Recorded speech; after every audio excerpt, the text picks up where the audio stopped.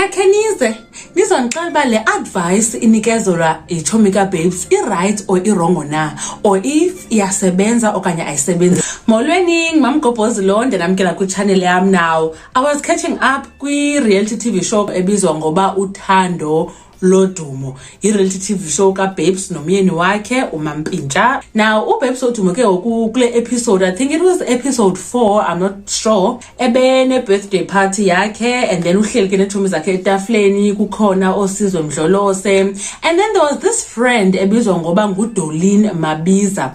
Now uBabes Wodumo uthi uDolin ke wayechathiswe ngutata akhe about 15 years ago. So Babes Wodumo ke kwabuze kuDolin iadvice anomxela yona okanye anomnika yona for ugcina umtshado wakhe man, to make sure ba bahlala be right angadivorce. uDolin wathi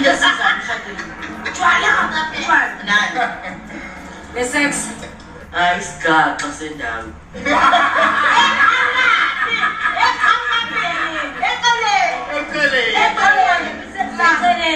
athi sex engaphandle ngithi awu athi sex entshontshiwe ngithi awu.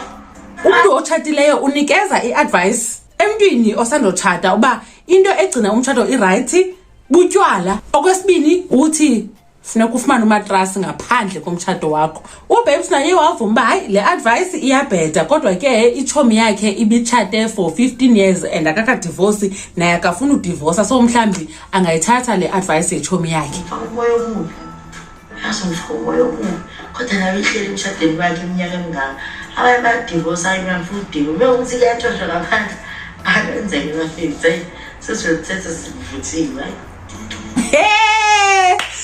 Ngicela uluvo lweni nani bethu nani ku comment section ba le advice inikezwe nguchomi kaBabes yiyo na, because ndibona ireckless. Ke kukhanga phinda buya athi hayi ndiyadlala bethu nani mhlambe bejoka nje kuye kodwa wathi cheers. Danibona kwi video elandelayo. Inkosi kakhulu ngothi nibukele le video. Umamgobhozi uthi bye.